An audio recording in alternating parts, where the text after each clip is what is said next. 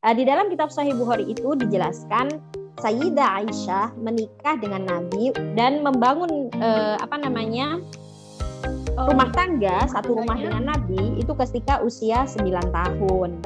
Nah, kita tidak menolak hadis itu. Tapi apakah kemudian hadis itu hanya dipahami secara tekstual begitu saja? Tentu saja tidak.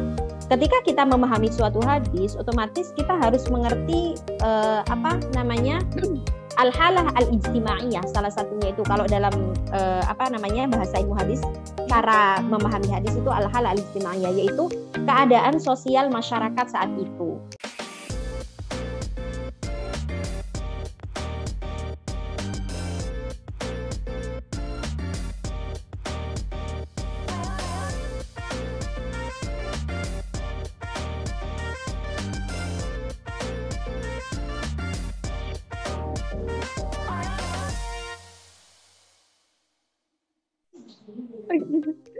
Nah, kita ketemu lagi nih sama Iza Farhatin Ilmi. Oke, Iza Farhatin Ilmi itu sebenarnya sudah banyak waktu itu, bukan banyak ya, pernah mengisi podcast Rem aja Infinity.id itu tentang lagu Aisyah istri Rasulullah yang lagi viral banget itu.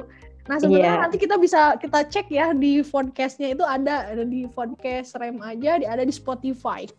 Di Spotify bisa didengarkan. Hari ini ketemu lagi nih sama Iza, ngobrol bareng lagi. Ngobrol bareng lagi sama Iza. Memang ini the only one ya. The only one apa ini? The one only untuk ngebahas tentang sejarah Sirah Nabawiyah. Buat bicara tentang istri Rasulullah itu Aisyah. Hari ini ada juga, kali ini ya, minggu-minggu ini, pekan ini dihebohkan dengan satu wedding yang menawarkan satu paket, nama weddingnya ya, organize-nya itu adalah Aisyah Wedding Organize. Salah satu paket yang ditawarkan itu adalah paket pernikahan muda. Tapi mudanya muda banget nih. Usia berapa itu ya? Kayak mudanya 12 sampai 21 ya?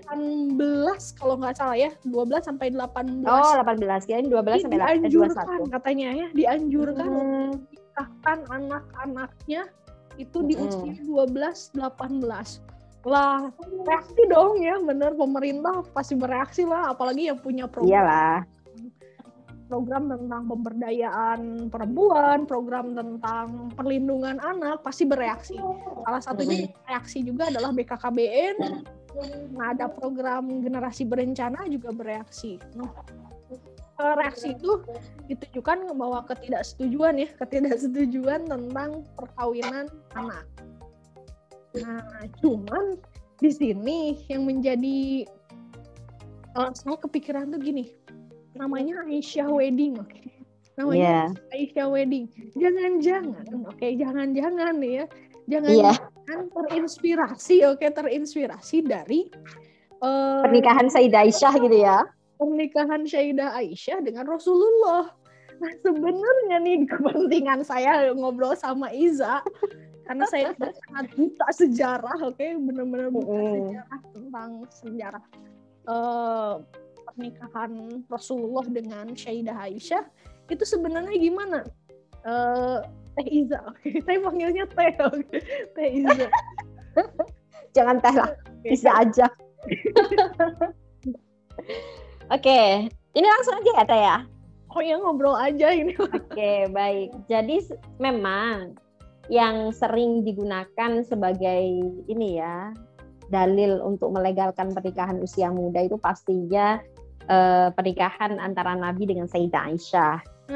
Meskipun pada dasarnya saat itu pernikahan muda ketika zaman Nabi itu suatu hal yang sangat biasa gitu, karena memang eranya berbeda dengan era sekarang ya. Tapi perlu dipahami bahwa pernikahan muda itu tidak hanya terjadi di Islam saja, tapi juga di Eropa dan juga di tempat-tempat lain yang karena masanya begitu ya, karena keadaan sosial dan juga belum begitu berkembang seperti sekarang. Nah, bagaimana dengan pernikahan Nabi dengan siapa? Sayyidah Aisyah. Memang ada salah satu dalil ya, salah satu sabda Nabi Sayyidah Aisyah, bukan sabda ini. Salah satu hadis yang dimana diriwayatkan oleh Imam Bukhari, dan hadis itu datangnya adalah dari Sayyidah Aisyah. Apa yang disampaikan oleh Sayyidah Aisyah adalah tazawwajani an-nabi sallallahu alaihi wasallam wa ana ibnu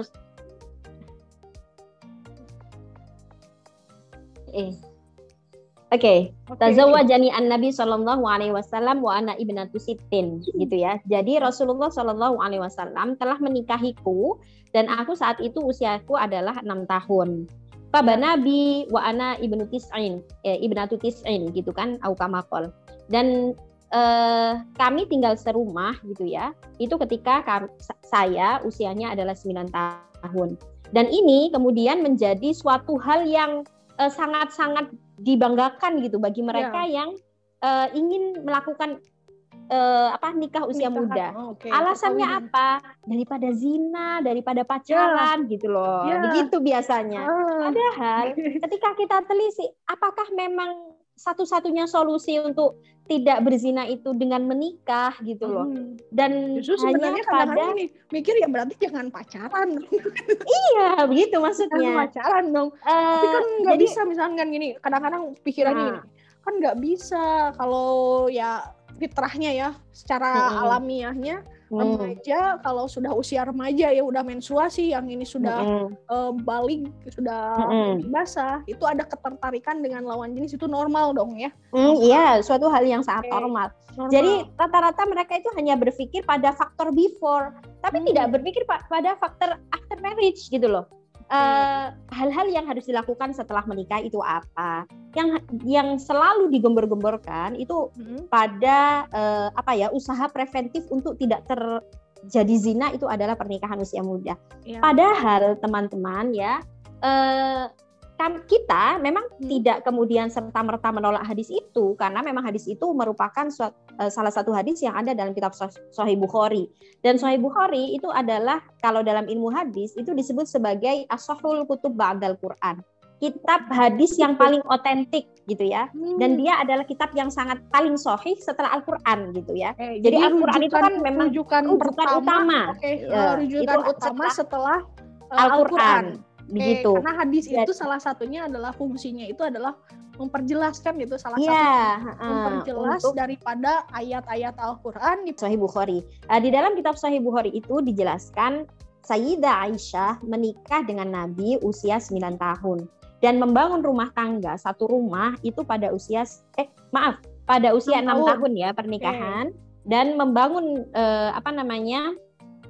rumah tangga, satu rumah dengan Nabi itu ketika usia 9 tahun. Kita tidak menolak hadis itu. Tapi apakah kemudian hadis itu hanya dipahami secara tekstual begitu saja? Tentu saja tidak. Ketika kita memahami suatu hadis, otomatis kita harus mengerti al-halah al-ijtimaiyah. Salah satunya itu kalau dalam bahasa ilmu hadis, cara memahami hadis itu al-hal al-ijtimaiyah, yaitu keadaan sosial masyarakat saat itu. Tadi saya sebutkan bahwa emang gini Kak Iza ya, emang di keadaan sosial pada saat itu gimana sebenarnya, bisa diterangkan nggak misalnya? Ya, baik. Ya, hektik itu harus nikah di usia 6 tahun tersebut. Oke. Sebenarnya itu karena terbentuk oleh lingkungan, suatu hal yang sangat biasa anak usia muda untuk menikah. Dan bahkan Sayyidina Ali itu menikahkan putrinya itu dengan Sayyidina Umar. Padahal Sayyidina Ali itu kan saya juga belum tahu pasnya siapa. Nama putrinya itu Ummi Kulsum. Dinikahkan dengan Sayyidina Umar. Sayyidina Umar saat itu usianya juga sangat perbedaan dengan anaknya Sayyidina Ali itu sangat jauh. Dan itu dilakukan dalam usia yang sangat muda perempuannya. Yang kedua, Nabi itu pernah menikahkan putri pamannya, yaitu Sayyidina Hamzah, putri pamannya dengan orang anak laki-laki, dan saat itu juga sama-sama dalam usia yang sangat muda. Itu bukan merupakan suatu hal yang kemudian kita tolak mentah-mentah begitu ya. Kita tidak mengingkari praktek pernikahan usia muda itu sebagai suatu hal yang terlarang gitu loh saat itu ya. Karena memang ya gimana, tradisi gitu kan. Nah, tapi ketika apakah tradisi di Arab saat itu kemudian kemudian cocok diterapkan di lingkungan kita saat ini yang sekarang eranya adalah era yang berkemajuan, era digital. Kita dan semua itu dituntut. Ini itu jaraknya udah ratusan tahun. Lah, iya, udah 14 abad tahun yang lalu masalahnya begitu gitu loh. Udah berarti udah 1400 tahunan. Iya, begitu. Iya. Jadi perlu dikaji ulang gitu ya. Perlu dikaji ulang, bahkan dalam fikih klasik pun gitu ya, dalam madhab madhab Hanafi itu dijelaskan orang tua itu tidak boleh menikahkan anaknya gitu ya, kecuali ketika memang dia sudah dalam keadaan baligh begitu, dan anaknya ini sudah mengerti begitu. Nah, sekarang permasalahannya adalah apakah anak usia muda dalam usia 12 tahun itu memang sudah mampu untuk kemudian menciptakan keluarga yang tujuan pernikahan ini loh, antara tujuan pernikahan dengan usia pernikahan. Tujuan pernikahan itu kan tercipta keluarga yang sakinah gitu ya. Ya, kalau doa kalau keluarga yang sakinah, mawaddah warahmah. Yang penuh mawaddah, cinta kasih dan juga rahmah, kasih sayang begitu ya. Sekarang untuk menciptakan kesakinahan itu otomatis dibutuhkan bekal. Nah, anak usia 12 tahun saat ini itu masih usia-usia yang sangat istilahnya kita nyebut ini usia anak gitulah. Mereka masih punya hak untuk bermain. Mereka masih punya hak untuk menjadikan dirinya berkualitas. Mereka masih punya hak untuk berpendidikan. Ada hak-hak reproduksi. Hak-hak yang harus dipenuhi oleh anak itu gitu. Sehingga hak reproduksi remaja dan yang lain. Taija, ini saya kembali lagi dulu ke umur usia, karena ini menjadi krusial gitu ya. Krusial. 6 tahun, 6 tahun sudah dinikahkan dengan Rasulullah, kemudian ternyata baru berumah tangganya itu adalah di usia 9 tahun. Usia 9 tahun. Tapi ada lagi, saya kan modalnya Google modalnya nge-Google, search Google. Dan ini juga mewakili remaja-remaja yang lain yang kekinian hari ini ya, kalau ada apa-apa ya di search aja di Google. Tapi saya pilih Google gitu kan. Tapi kalau saya pilih ke website yang terpercaya yang benar-benar kayak misalkan NU online dan sebagainya. Jadi yang jauh lebih representatif lah untuk menjawab. Ada pernyataan begini. Ada juga ini perbedaan pendapat nikahnya Aisyah dengan Rasulullah itu. Katanya tadi ada yang menyebutkan dari teksnya kitab Bukhari itu menyatakan 6 dan 9 tahun baru serumah lah istilahnya gitu. Kemudian ada juga Hajar Al-Asqalani, kalau nggak salah Ibnu Hajar Al-Asqalani. Ya, itu menyatakan bahwa sebenarnya melihatnya adalah teks dari hadis yang menyatakan lihat dulu kakaknya Sayyidah Aisyah, namanya kalau nggak salah Asma. Asma binti Abi Bakar. Pada saat itu usianya berapa, dan ternyata ada teks hadis bahwa beliau nikah itu, Sayyidah Aisyah menikah dengan Rasulullah itu 10 tahun, 10 tahun lebih muda daripada Asma. Nah, pertanyaannya pada saat itu, emang Asma ini umurnya berapa sih? Jadi ada perbedaan hadis seperti itu. Nah, kita di sini menyikapinya bagaimana nih? Jadi terkait itu ya, memang benar. terjadi perbedaan pendapat itu suatu hal yang sangat biasa, baik dalam sejarah, fikih, semua hal, bahkan dalam hal yang kecil gitu kan, dalam kita bersosialisasi itu kan ada suatu perbedaan. Udah ada versi lain kan itu ya? Ya, ada versi lain. Oke, versi lain terhadap itu berkaitan dengan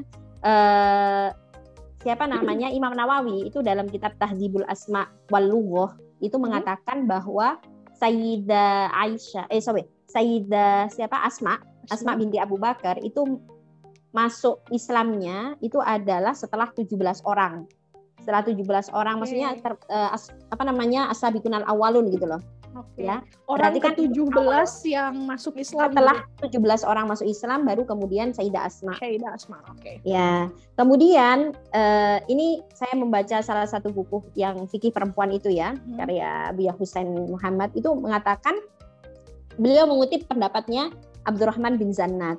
Di situ menyebutkan bahwa Asma itu usianya 10 tahun lebih muda dari usianya itu 10 tahun lebih tua daripada Sayyidah Aisyah. Ya. Nah, ketika Nabi hijrah pertama kali ke Madinah, ya, itu kan berarti setelah Islam berkembang di Mekah selama kurang lebih 13 tahun. Ya. Gitu kan?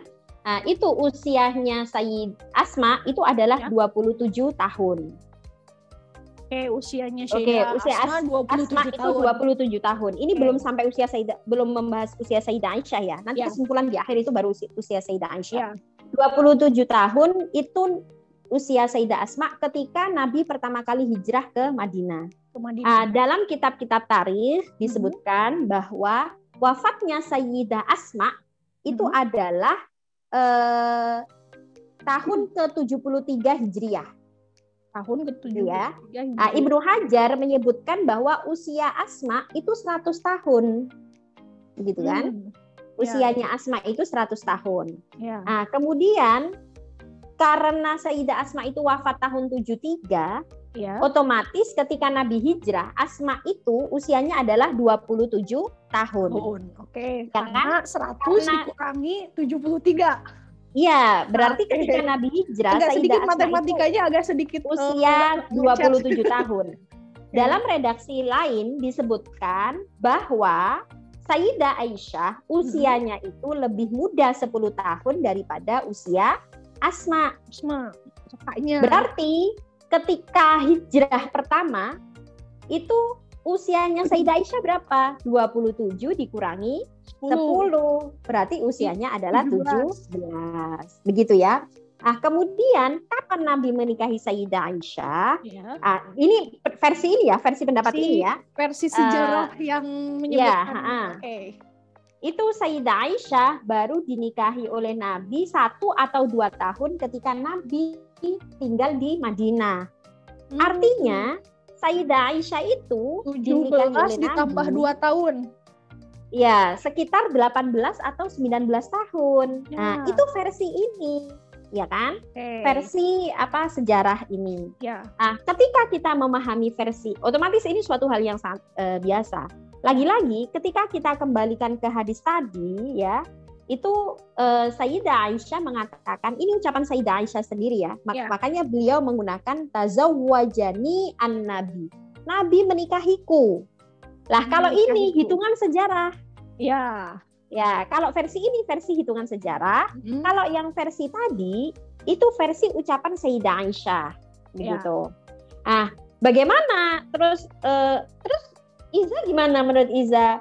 Kalau saya pribadi cenderung tetap memahami hadis tadi ya, yang memang Nabi menikahi Sayyidah Aisyah itu pada usia 6 tahun dan membangun rumah tangga itu ketika Sayyidah Aisyah 9 tahun, tapi perlu pemahaman komprehensif terhadap satu hadis, tidak bisa kita terapkan begitu saja. Nah, karena hadis itu kan sifatnya mentah ya, seperti olahan inilah. Ibarat kata hadis sama Al-Quran itu kalau kita ibaratkan dia bumbu gitu ya, bumbu yang belum diolah. Kalau Al-Quran udah tok begitu nggak bisa diganggu gugat, pokoknya lah begitu kan gitu. Jadi perlu diolah dulu untuk kemudian menjadi makanan yang lezat gitu. Kalau kita hanya makan bumbu itu nggak enak kan? Nah, perlu pendekatan-pendekatan sejarah, pendekatan sosial, pendekatan-pendekatan lain, pendekatan kesehatan, itu juga perlu kita telisik ulang. Apakah untuk saat ini pernikahan usia muda itu cocok dilakukan atau tidak? Mengingat sekarang itu orang dituntut untuk menjadi kreatif, orang dituntut untuk melek pengetahuan gitu ya. Ketika usia muda ini dijadikan patokan untuk pernikahan, apakah dia ini siap untuk menghadapi permasalahan rumah tangga? Dan juga jangan dijadikan legalitas itu daripada Syahidah Aisyah dengan Rasulullah dengan pernikahannya tidak cocok bisa kalau dijadikan legalitas hari ini. Iya, tidak semua hadis itu berpikir juga gini. Ya apa sih yang akhlaknya sebagus Rasulullah, kan semulia Rasulullah. Ada nggak sih perempuan secerdasnya Syahidah Aisyah? Hari ini ya kekinian. Iya. Tidak ada yang bisa menyaingi itu kan, itu tidak bisa. Jadi sudah beda konteks, beda zaman, beda cara, beda sosialnya. Mungkin perlu ini ya, persamaan penggunaan hadis yang lain.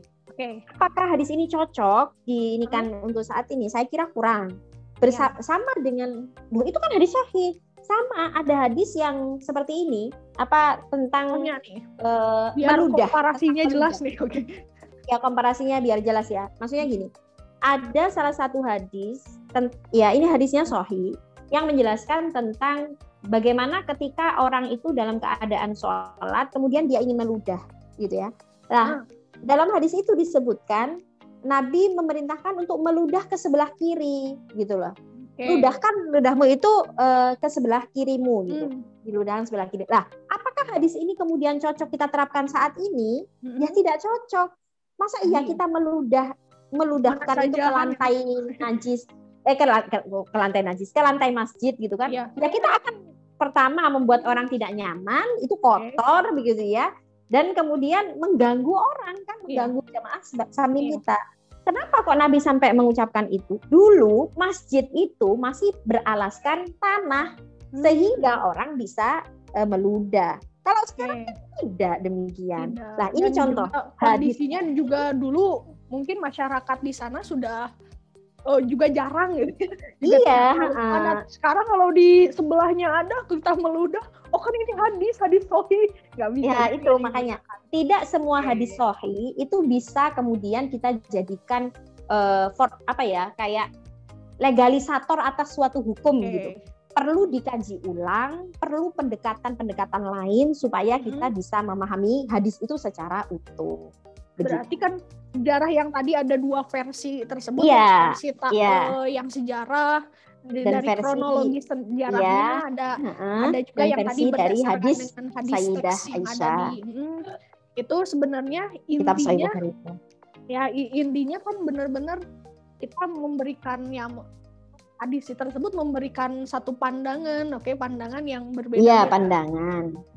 Jadi jangan sampai jadi legalitas, legalitas. Iya. Hari ini, nikah, dan Rasulullah juga nikah muda, Rasulullah juga nikah sama namanya gitu dengan usia 6 tahun. Berarti kita boleh. Perlu dipahami juga begini. Mungkin saya tambahkan sedikit Teh Novi ya. Negara itu kan sudah membuat undang-undang terkait usia pernikahan ya. Untuk paling usia perkawinan anak usia perkawinan minimal 19 tahun ya kalau nggak salah. 19 tahun dulu. Nah, sekarang ada kaidah masih di 16 ya, di 16 sekarang 2000 sudah itu sudah 2019 itu sudah berubah menjadi 19 tahun. Jadi laki-laki dan perempuan sama 19 tahun. Sama 19 tahun kan? Nah, sekarang ada kaidah fikih begini, tasarruful imam 'ala ar-ra'iyah manutun bil maslahah. Artinya, jadi keputusan suatu pemimpin, dalam hal ini pemerintah gitu ya, itu pasti didasarkan atas suatu kemaslahatan gitu ya. Nah, kita sebagai seorang warga negara itu juga harus mengikuti aturan yang sudah ditetapkan oleh pemerintah, gitu kan? Karena dalam satu ayat disebutkan seperti ini, ya ayyuhalladzina amanu atiiullaha wa atiiur rasul wa ulil amri minkum, gitu kan?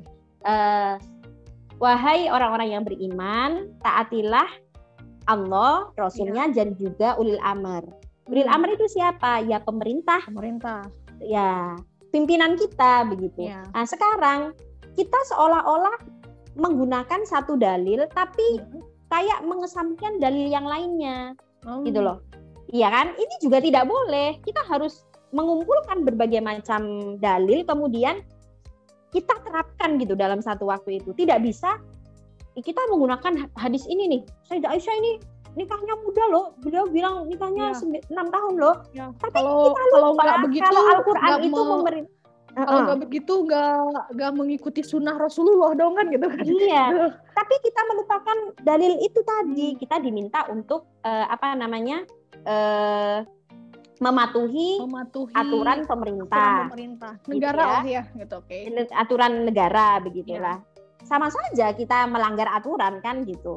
Dan juga ini salah satu ayat Al-Qur'an ya menyebutkan gini. Nah, ini yang disampaikan oleh pendapat para ulama yang tidak setuju dengan usia pernikahan muda. Meskipun mereka tidak menolak hadisnya Sayyidah Aisyah ya. Ya.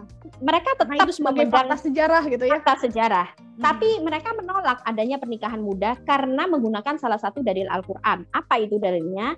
Yang ada dalam surah An-Nisa ayat 6. A'udzubillahi minasyaitonirrajim wa batalul yatama hatta idza balagun nikah fa in anastum minhum rusydan fadfa'u ilaihim amwalahum. Di sini disebutkan begini. Dan ujilah anak yatim itu sampai mereka cukup umur untuk kawin gitu. Jadi untuk kawin. Cukup umur untuk kawin gitu. Nah, cukup umur untuk kawin itu otomatis harus melihat beberapa faktor. Kecukupan ini dalam hal apa saja begitu loh. Tidak serta-merta mereka balik kemudian kita nikahkan. Nah, ini karena dampaknya kan panjang. Jadi ini dijadikan dasar untuk kemudian mereka para ulama yang menolak pernikahan usia muda sehingga melihat faktor yang ada dalam anak itu sendiri. Dijelaskan di situ fa'in anastum minhum rusydan gitu kan. Jika menurut pendapatmu mereka telah cerdas gitu ya, pandai memelihara harta gitu. Fadfa'u ilaihim amwalahum. Ya, maka serahkanlah kepada mereka harta-hartanya sehingga mereka sudah mampu untuk mengurus ekonomi keluarga. Itu salah satunya. Jadi faktor pernikahan itu kan tidak hanya mereka cukup umur selesai. Ya. Tapi kan ada kesiapan muasyarah bil ma'ruf gitu kan.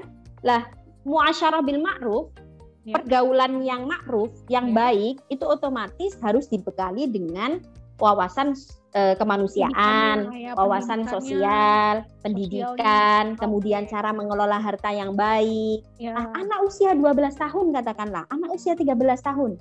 Saat ini anak-anak seperti itu belum bukan berarti kita tidak percaya, tidak. Tapi realitanya mengatakan itu usia mereka masih main-main sama temennya. Dan kita gini, psikologi juga usia itu usia main kan gitu. Iya, bukan agama itu Al-Qur'an ya, itu selaras dengan kebutuhan selaras dengan kebutuhan yang ada dalam diri manusia. Manusia itu butuh hiburan. Sepanjang masa. Sepanjang masa gitu. Dia pasti relate gitu ya dengan kehidupan kita. Itulah bedanya Al-Qur'an dengan buku kan gitu. Kalau buku kadang-kadang nggak relate ya. Iya. Tahu berapa nggak relate dengan kayak sebenarnya hadis juga gitu. Hadis kan satu kumpulan daripada perkataan dan akhlaknya Rasulullah. Kadang ya relate-nya hanya pada zamannya, tidak semua relate di kehidupan kita sekarang. Kan gitu. Nah, ini juga kalau Al-Qur'an bedanya tadi relate dengan kita sampai kapanpun, sampai kiamat pasti akan relate. Jadi gimana tadi? Jadi Al-Qur'an menghendaki untuk kita ini mendapatkan hak-hak kita. Pun anak-anak mendapatkan hak mereka. Hak anak itu apa? Ya hak di usia mereka seperti itu bukan hak untuk kemudian dieksploitasi secara, mohon maaf, seksualnya gitu ya. Tidak. Tapi mereka, apalagi dalam keadaan era seperti ini ya, era di mana kita peradaban itu sudah semakin maju. Mereka dituntut untuk benar-benar menguasai teknologi misalnya, ilmu pengetahuan dan juga ya untuk menjadi orang yang kritis, inovatif gitu loh ya. Untuk menjadi orang seperti itu kan butuh pendidikan. Jadi hak mereka untuk mendapatkan pendidikan di usia itu. Gini, dalam fikih nih, kita ke fikih. Ada istilah yang saya sering dengar, sering baca juga. Ada istilah balik. Ada istilah balik. Ada istilah akil. Jadi ada juga yang digabungkan. Ada balik, yang digabung gitu. Akil balik. Nah sebenarnya gini. Kadang-kadang udah balik, udah balik ya berarti udah boleh lah nikah, Kalau dari segi kesehatan, dari reproduksi misalkan orang laki-laki udah balik, itu sudah bisa menghamili ya, gitu. Maaf, agak sedikit ini kalau orang yang sudah perempuan, perempuan sudah menstruasi, karena yang menstruasi anak SD 8 tahun juga sudah ada yang menstruasi. Sudah balik, benar nggak? Iya. Jadi secara hukum fikihnya dia sudah balik. Tetapi ada istilah akil balik. Nah sebenarnya itu gimana? Gitu. Iya, mungkin saya jelaskan dulu tentang balik ya. Kalau secara fikih Syafi'i, baliknya anak perempuan, gini, baliknya anak perempuan dengan anak laki-laki itu kan tandanya berbeda. Kalau anak laki-laki baliknya itu ditandai dengan ihtilam. Kalau anak perempuan mimpi basah ya. Ya mimpi basah. Kalau anak perempuan itu dengan haid gitu. Dan sekarang usia minimal haid itu kalau dalam mazhab Syafi'i adalah 9 tahun hijriyah gitu ya. Jadi meskipun ketika dia usia 8 tahun katakanlah atau 7 tahun mengeluarkan darah, maka dia belum disebut sebagai anak yang balik perempuan itu. Karena minimal mengikuti dari mazhab Syafi'i. Jadi baru usia nanti yang dihitung sebagai haid itu adalah ketika dia sudah usia 9 tahun hijriyah, bukan 9 tahun Masehi ya. Faiza, jadi kalau misalkan haidnya 7 tahun, ada loh sekarang asli 7 tahun sudah menstruasi karena ya pola hidup yang sudah berbeda gitu. 7 tahun sudah menstruasi itu belum dikatakan balik kalau sesuai mazhab Syafi'i. Nah, gitu. Jadi dia nanti hitungannya adalah mustahadah, orang yang istihadah gitu. Dihitungnya kapan? Nanti ketika dia usia 9 tahun gitu. Itu minimal haidnya ya. Nah, kalau kurang dari 9 tahun belum dianggap sebagai orang yang haid. Nah, bagaimana kalau dia ternyata nggak haid? Perbedaannya kenapa? Kadang-kadang kan ini loh. Kenapa berarti belum wajib? Belum wajib kan? Ya, orang balik itu kan batasan usia seolah-olah dia adalah pagar menuju suatu kedewasaan hukum. Gitu ya. Jadi ketika sudah balik, anak itu sudah wajib sholat, sudah wajib puasa, gitu ya. Lah ketika belum balik, berarti dia sudah dosa kan gitu.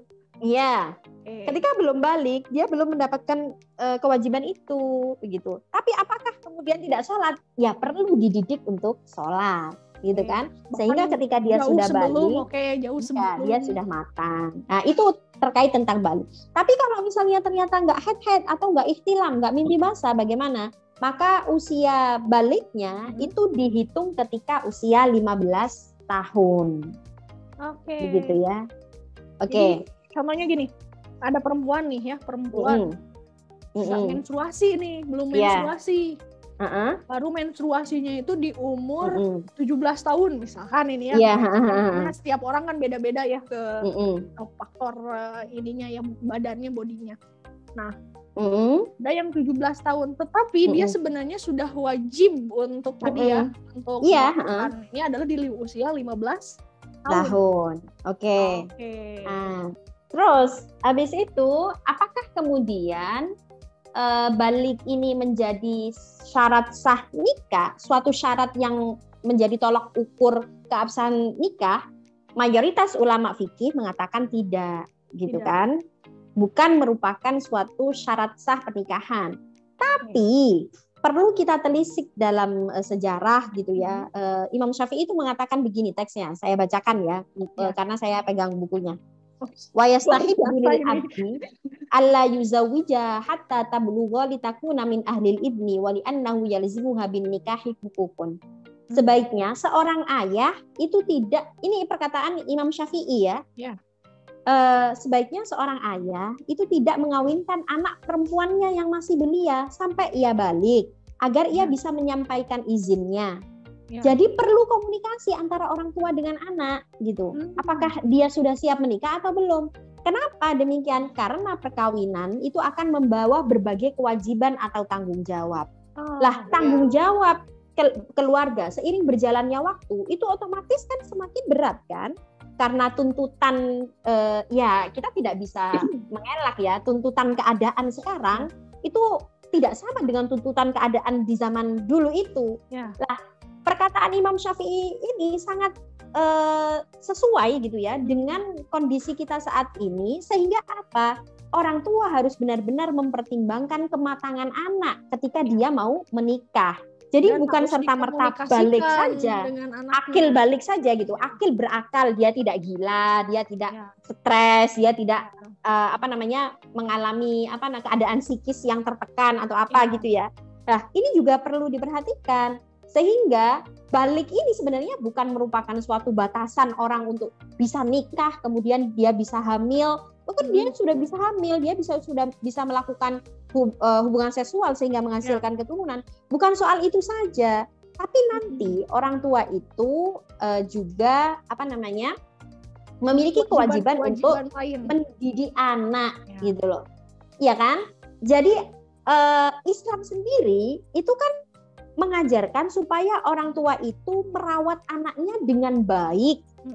Jadi pribadi yang berkualitas, menjadi anak yang solih, begitu ya. Lah untuk menjadi anak yang solih, otomatis orang tuanya sendiri harus memiliki pengetahuan cara mencetak generasi yang solih. Karena di hadis saya juga disebutkan bahwa semua amal perbuatan kita itu akan terputus kecuali waladun, salah satunya waladun solihun yad'ulah, gitu kan. Sebenarnya anak itu kan investasi akhirat yang soleh kan itu. Iya, kecuali anak yang soleh. Investasi akhirat gitu, investasi masa depan yang jauh lebih panjang. Ya, benar. Untuk mencetak generasi itu, generasi yang berkualitas, dibutuhkan wawasan, dibutuhkan kecakapan mental, dibutuhkan kesiapan, banyak kesiapan yang harus dilakukan. Lah makanya di sini apakah kembali lagi, apakah pernikahan usia muda ini kemudian cocok dengan hadis-hadis yang tadi dan perkataan Imam Syafi'i yang tadi dan juga ayat Al-Qur'an yang tadi yang harus mempertimbangkan keadaan psikis anak gitu. Otomatis saat ini itu kurang sesuai ya. Tidak cocok kita terapkan gitu. Berarti kembali lagi tadi ada sedikit dulu. Tadi kalau perempuan 9 tahun ya balik. Iya, 9 tahun. Kalaupun ini dihitungnya. Iya. Kalau laki-laki sama juga. Ya itu ihtilam tadi. Ya sama juga gitu. Di 9 tahun. Enggak. Pokoknya dia mimpi basah ya sudah itu dihukumi sebagai misalkan dia 7 tahun, yang laki-laki nih yang 7 tahun dia sudah mimpi basah. Iya, tapi setahu saya sepertinya kok anak seusia itu belum kalau untuk ya. Rata-rata kan sekarang kan teknologinya biasa ya gitu. Iya sih. Kadang-kadang juga pokoknya ikhtilam gitu aja. Tapi kalau anak perempuan memang ada batasan. Begitu kan suka di umur yang bawah umur sudah. Karena kan full gadget, benar-benar full gadget, kadang-kadang tidak terawasi. Iya, tapi sependek pengetahuan saya ini Tenovi tidak ada batasan. Pokoknya dia ketika memang dia ikhtilam ya itu dihukumi sebagai balik gitu ya.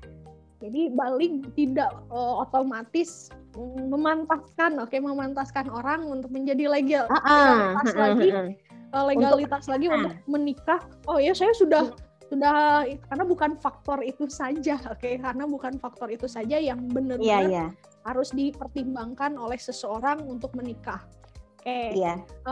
Terus juga tadi terkait dengan undang-undang, saya tidak akan sebut undang-undang di sini ya gitu, itu arahnya orang lain gitu atau yang lebih memahami tentang itu. Cuman ini sinkronisasi antara tadi agama dengan negara, ada satu kaidah usul fikih Saya tidak terlalu ininya ya si bahasa Arabnya. Ya, gimana? Artinya itu kita itu harus mendahulukan kemaslahatan orang banyak dibandingkan kemaslahatan untuk pribadi.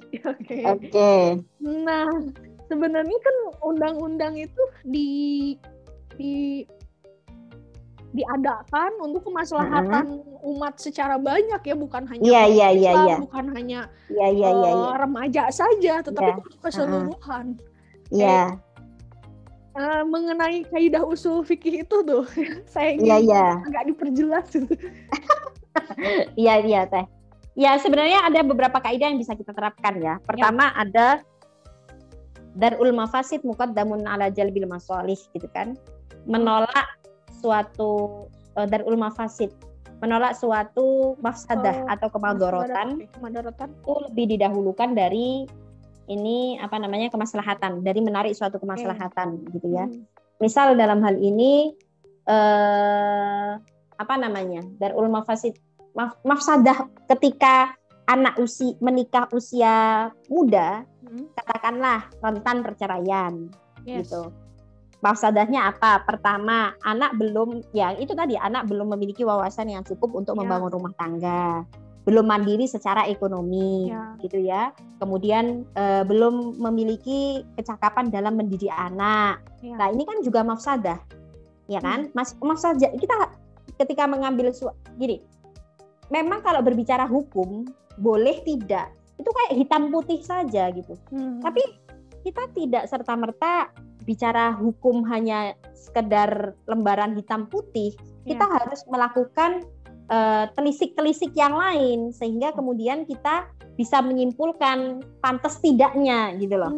Tidak hanya halal tidak atau halal haram, mubah atau tidak, gitu kan boleh atau tidak seperti itu. Tapi faktor-faktor yang lain harus juga dipahami. Bukan hanya juga baik buruk. Iya, tidak hanya itu. Bukan hanya juga ini demi kepentingan kita loh, enggak juga gitu. Tetapi juga ada demikian. Banyak hal-hal yang lain yang harus kita benar-benar. Jadi kembali ke itu tadi ya, darul mafasid itu ya, muqaddamun ala jalbi masalih. Katakanlah maslahahnya, gitu kan? Masalahnya anak ini atau enggak orang tua itu kemudian menjadi tidak terbebani gitu ya. Sehingga plong gitulah anaknya sudah nikah. Masalahnya juga anak perempuan ini terjaga kehormatannya gitu kan. Kemudian ya ada yang ngoyomi gitu. Itu masalah. Tapi kita nimbang mafsadah, madharat, negatif dengan positifnya itu seperti apa gitu kan. Banyakan yang mana? Sehingga kemudian ketika kita sudah menimbang-nimbang hal itu, kita bisa menyimpulkan bahwa ternyata yang paling cocok itu yang mana. Tapi kalau ternyata tadi ada madharat gitu ya, madharatnya ada gitu. Ya kita dahulukan menolak madharat daripada menarik suatu kemaslahatan, begitu.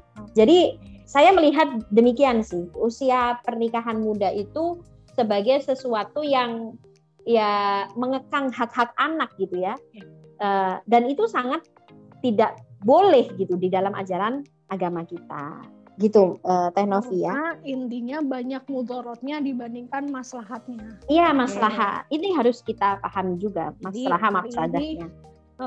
Kita harus mempertimbangkan itu semuanya. Jadi tadi tidak hanya cukup balik, tapi harus juga akalnya cukup juga. Jadi ada kata akil balik. Juga kita juga harus tahu kalau hadis, Al-Quran dan semuanya harus secara komprehensif ya, semuanya menyeluruh.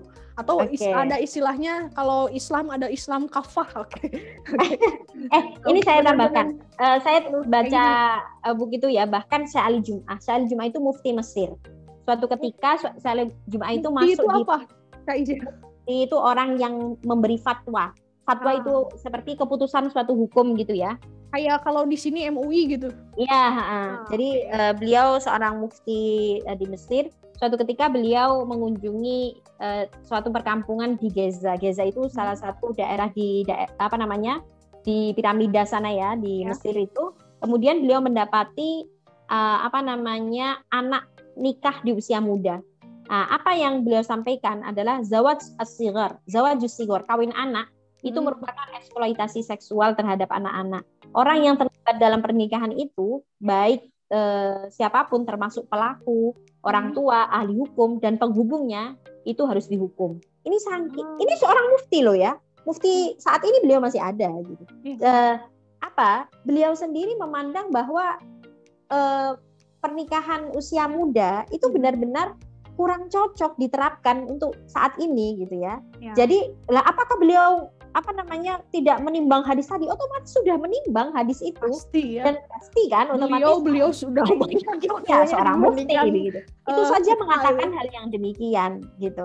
Sehingga kita, apalagi masyarakat kita ini kan ketika disodorkan satu hadis itu seolah-olah ini adalah menjadi pegangan gitu. Nah, ini perlu istilahnya dibuka wacana tentang hadis ini, bahwa hadis itu merupakan suatu bahan mentah yang butuh diolah, yang butuh ilmu lain untuk dipahami. Tidak hanya sekedar bacaan itu, tidak hanya sekedar teks kemudian menjadi hukum, tidak. Jadi harus tahu kontekstualnya kan gitu. Ya. Kurang lebihnya seperti itu. Ini obrolan yang luar biasa nih hari ini dengan Iza. Oke, nggak kerasa ya. Oke, udah 1 jam ngobrol dong. Oh iya. Udah 1 jam ngobrol kita pagi-pagi seperti ini, udah ngobrol luar biasa. Saya mencernanya juga, wah ini ilmu yang luar biasa sekali. Oke, jadi nanti intinya berarti gimana, Teh? Ada pesan untuk remaja dalam menyikapi, dalam konteks dikaitkan dengan hadis yang jadi kadang-kadang jadi legalitasnya adalah Rasulullah sama Sayyidah Aisyah menikahnya di usia yang anak-anak. Sayyidah Aisyahnya di anak-anak. Baik. Ya, mungkin pesan untuk para remaja ya. Manfaatkan waktu remaja kita, waktu remaja kalian untuk belajar, untuk mengeksplorasi diri menjadi pribadi yang baik, akhlak yang baik, kualitas keilmuan yang baik, menjadi orang yang kreatif dan juga inovatif, sehingga nanti ketika menghadapi pernikahan itu sudah siap dan matang dan bisa mencetak generasi yang berkualitas. Nah, generasi berkualitas ini bisa mengantarkan kita untuk menjadi orang yang tenang ketika kita di usia senja. Jadi teman-teman ya, kita semuanya lah ya, saya juga gitu ya. Saya juga. Ya, hadis berkaitan dengan nikah muda itu tidak serta-merta bisa kita terapkan di era sekarang. Karena butuh pemahaman yang yang meluas gitulah, untuk bisa mengambil komprehensif untuk bisa memahami itu sebagai suatu hukum. Nah, itu saja dari saya, Tenovi ya. Jadi alangkah baiknya dimatangkan dulu, kita juga mengikuti aturan pemerintah sehingga tidak terjadi huru-hara, sehingga kita bisa fokus untuk hal yang lain. Jadi intinya juga kalau mempelajari sesuatu, jangan ngambilnya. Jangan setengah-setengah memahami hadis. Kadang-kadang kan jangan setengah-setengah tuh memahami kebiasaan kita dalil. Itu gini, ngambil yang mudahnya. Iya, yang enaknya, bukan hanya yang mudahnya, yang enaknya. Yang enaknya, terus yang enggak enak itu dilupakan gitu, ya kan? Yang paling cocok, yang paling relate. Yang paling cocok. Yang paling relate diambil, tetapi tidak diambil konsekuensi daripada apa yang kita ambil tersebut gitu. Itu yang sering terjadi. Sama dengan hadis tersebut juga, kalau kita mengambil acuannya hadis tersebut, kita harus tahu juga pada saat di zaman tersebut bagaimana konteksnya ya, dalam sosialnya, ekonominya, budayanya, dan yang lainnya. Gak bisa kita terapkan untuk hari ini. Itulah kira-kira perbincangan kita tentang kontroversi paket program dari Aisyah Wedding. Semoga nanti ke depannya tidak ada paket-paket seperti ini. Dan juga tidak merusak nama Islam, citra Islam yang sudah ada tendensius ya. Ada bahwa Islam mah nikah muda it's okay, padahal enggak. Gini, saya lupa. Islam juga mengatur kewajiban suami dan juga istri gitu. Lah, Bener. tidak hanya itu tadi kan, kebolehan, Sayyidah Aisyah nikah muda, selesai. Tidak, tapi Islam juga mengatur kewajiban-kewajiban suami. Salah satunya kewajiban dalam ekonomi menafkahi gitu kan. Mu'asyarah bil ma'ruf tadi, pergaulilah istrimu wa'ashiruhunna bil ma'ruf gitu ya. Pergaulilah istrimu dengan cara yang baik. Cara yang baik pertama memenuhi nafkah, sandang, papan, pangan gitu ya.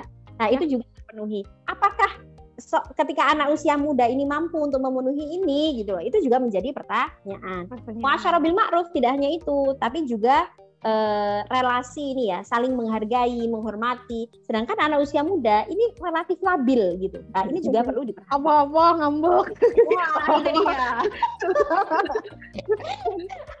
Itu aja sih. Penjelasannya nggak selesai. Gitu. Marah-marah tapi sayangan gitu. Iya. Ya, intinya harus memahaminya secara keseluruhan, jangan secara keseluruhan aja, jangan ambil cocoknya aja. Iya. Dicocologikan ya, itu cocoknya aja gitu ya. Mudah-mudahan tidak ada paket-paket yang seperti itu lagi. Amin. Pemahamannya kita sudah dapat di hari ini. Ini kita hanya sekedar sharing, selebihnya ilmu dikembalikan ke masing-masing ya. Ilmu kita juga sangat terbatas. Ilmu kita sangat terbatas, mudah-mudahan tapi apa yang kita sampaikan ada manfaatnya untuk teman-teman yang ada di sana yang mendengarkan perbincangan hari ini. Terima kasih. Itulah nanti kita akan ketemu lagi dengan Teh Iza, ini luar biasa, sesuai dengan namanya, Iza Farhatin Ilmi. Seorang perempuan yang hormatan, cermat. Amin. Semoga menjadi doa ya. Berilmu. Kita lihat tadi ilmunya, wow, luar biasa. Suatu saat kita bincang-bincang lagi ya, Za. Iya, insyaallah. Pastinya bincang. Terima kasih banyak Teh Novi ya. Saya senang sekali diajak untuk berbincang dengan Teh Novi, ini luar biasa. Sangat menginspirasi. Jadi kita akan berbincang-bincang lagi di podcast Rem aja dari infiniteens.id di lain kesempatan dengan bahasan yang berbeda lagi dan semoga menuai manfaat untuk kita. Amin ya rabbal alamin. Terima kasih. Saya Novi Hidayati Amsari pamit. Ya, saya Iza Farhatin Ilmi.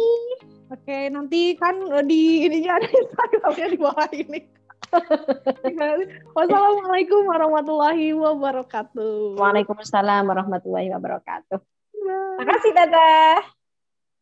Sayyidah Aisyah banyak meriwayatkan hadis. Pasca Rasulullah SAW wafat, otomatis ketika para sahabat itu bingung untuk bertanya sesuatu gitu ya, salah satu sumber rujukannya adalah Sayyidah Aisyah. Nah, kalau Abu Hurairah sama Anas bin Malik itu kan juga disebut, kita menyebutnya sebagai ashabus suffah. Jadi apa itu ashabus suffah? Ini sekalian tambahan aja ya. Jadi Nabi itu punya, kalau bahasa kita santri gitu Teh. Punya murid. Murid.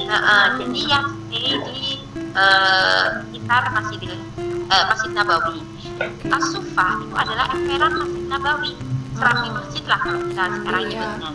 Itu disebut sebagai As-Suffah gitu ya. Nah, makanya yang biasa tinggal di sana itu disebut sebagai ashabus suffah, para penghuni as-suffah, para penghuni masjid gitu. Nah, Nabi itu memiliki santri-santri yang tinggal di sana. Nah, sehingga santri-santri yang tinggal di sana itulah yang banyak meriwayatkan hadis. Termasuk salah satunya adalah Abu Hurairah dengan Anas bin Malik itu. Nah, ketika berkaitan dengan rumah tangga, otomatis Anas bin Malik dengan Abu Hurairah kan terbatas informasi terkait bagaimana Nabi memperlakukan istri beliau kan. Nah, itu biasanya tanyanya kepada istri Nabi, termasuk Sayyidah Aisyah, kemudian Ummu Salamah, dan yang lainnya. Benar-benar sumber utama ya pada saat itu. Iya, Sayyidah Aisyah ini kan Nabi wafat 11, ya kan? Hijriah. Sayyidah Aisyah sekitar 58 Hijriah. Artinya berapa jarak? Dan perlu dipahami, Sayyidah Aisyah itu sosok perempuan yang sangat cerdas. Ya, sangat cerdas, terkenal akan cerdas. Gimana contoh-contoh bayangan cerdasnya? Ya gini, jadi Sayyidah Aisyah itu dikisahkan tidak hanya memahami terkait hadis-hadis Nabi gitu ya, cerita-cerita tentang kenabian, sampai Imam Az-Zahabi, salah satu ini ya ulama besar, itu menuliskan dalam kitab beliau apa Syiar A'lam Nubala, kisah tentang Sayyidah Aisyah. Di dalamnya beliau menjelaskan apa?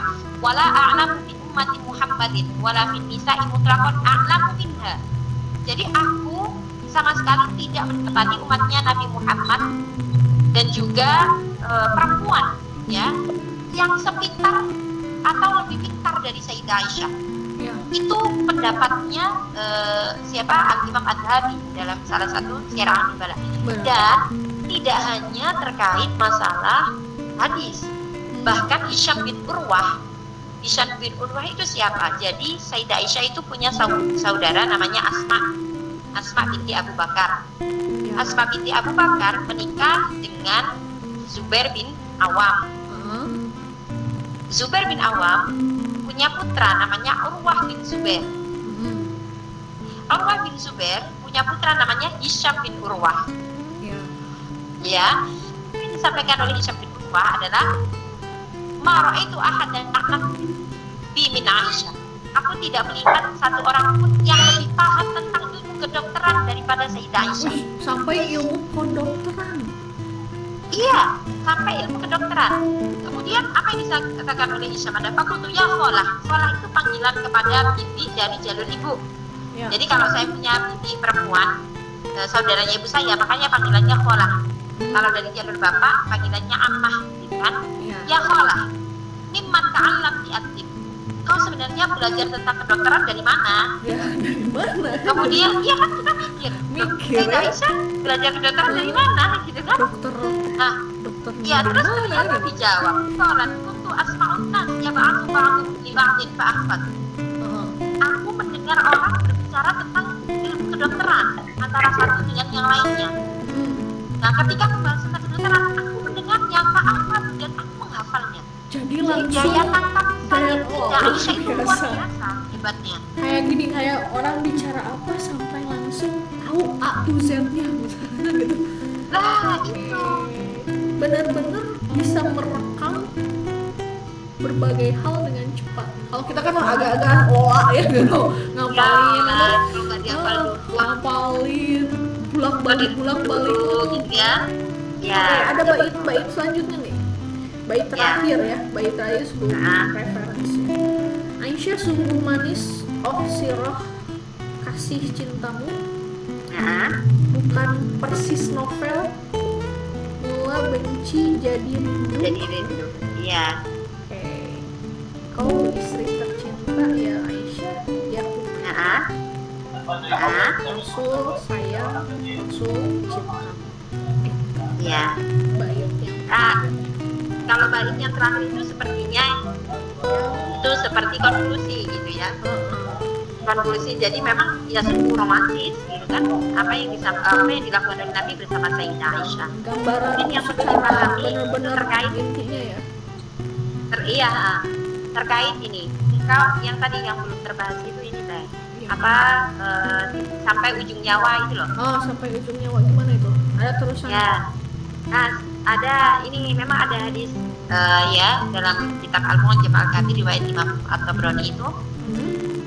Apa yang disampaikan oleh Sayyidah Aisyah adalah sesungguhnya salah satu nikmat yang diberikan kepada Allah olehku adalah anna Rasulullah sallallahu alaihi wasallam kubidha fi baiti wa yaumi. Jadi Nabi itu kubidha itu diwafatkan gitu ya. Itu ketika ada di rumahku dan bersamaku pada hari itu. Ya, kemudian juga ada di pangkuan Sayyidah Aisyah gitu. Lah, ada hal menarik di hadis itu. Wa innallaha jama'a baina rizqi wa riqahu 'indal maut. Sesungguhnya Allah mengumpulkan antara rizq itu air liurku, wa riqahu dan air liur Nabi 'indal maut ketika Nabi wafat. Nah, arti waktu itu sebelum Nabi wafat, Nabi itu bersiwak gitu kan teh. Nah, siwaknya itu karena siwaknya itu merupakan siwak yang bekas dipakai oleh Sayyidah Aisyah. Gitu. Nah, makanya di situ adalah innallaha jama'a baina rizqi wa riqahu gitu. Itu kan satu hal yang dipikir-pikir, Masya Allah. Nabi itu sampai segitunya kepada Aisyah.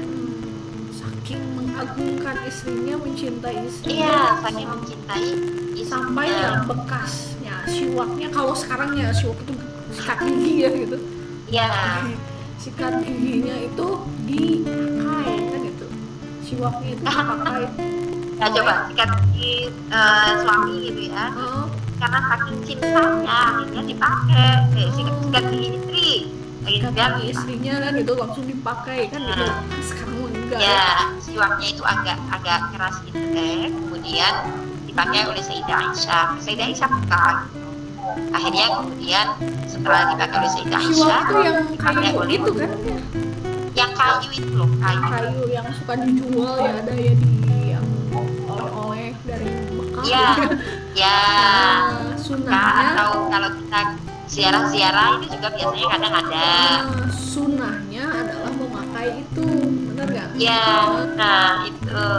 Nah, artinya apa? Yang mungkin perlu kita pahami. Ini kalau itu luar biasa karena memang terambil dari hadis memang gitu loh. Berarti kan penulisnya cuman dimodifikasi ya. Cuman dimodifikasi. Ya betul. Karena ini akan menjadi sebuah lagu. Ya sama seperti ketika kita ingin berpuisi. Nggak mungkin kan kemudian kita itu berpuisi dengan bahasa-bahasa yang biasa gitu, atau nggak biasa-biasa yang kita ucapkan, itu tidak akan mengena, tidak akan dapat feel-nya gitu bahasa kita itu. Nah, supaya dapat feel-nya maka menggunakan kata sungguh sweet Nabi mencintamu, ya kan jadi kata emang gini, kadang-kadang gini berpikir emang kata sweet ada di hadis kan gitu. Karena kan mencontohkan si penulis lagunya bahwa itu dari hadis kan gitu. Emang ada kata sweet, sebenarnya itu hanya sekedar yang modifikasi agar lebih nyaman, lebih enak didengarkan. Tetapi isinya, intinya adalah benar-benar memang dari hadis. Iya. Adapun kalau ada kontroversi atau hal-hal yang berbau kontroversi, ya it's okay, agama kan terbuka untuk membuka ruang dialog ya. Diskusi dengan baik kan gitu, wajadil berlatih ya ahsan. Ya, masya Allah. Jadi intinya mengcover lagu ini boleh-boleh saja, sah saja, jangan ada ragu, tapi ingat diniatkan dengan niat untuk berdakwah. Ya, misalkan orang biarkan generasi ini tahu dulu, kenal dulu, cinta. Kalau udah tertarik, jangan-jangan ada yang nyantol, jadi pengen belajar hadis, jadi pengen kenal Sayyidah Aisyah lebih dalam, atau pengen tahu keluarga Nabi lebih detail. Nah, biarkan mereka kemudian mengeksplor lewat kitab-kitab sirah, kitab-kitab sejarah, atau kitab-kitab hadis. Jadi, tapi dimulai dari hal-hal yang menarik. Jadi kalau misalkan hari ini ada yang berpendapat tokoh yang paling romantis salah satunya adalah Romeo dan Juliet, sebenarnya kisah ini jauh lebih romantis dibandingkan itu gitu. Iya, benar. Saya Iza Farhatin Ilmi, pengajar di Darussunnah International Institute for Hadith Sciences, Jakarta. Dengerin saya di podcast Rem Aja dari infiniteens.id.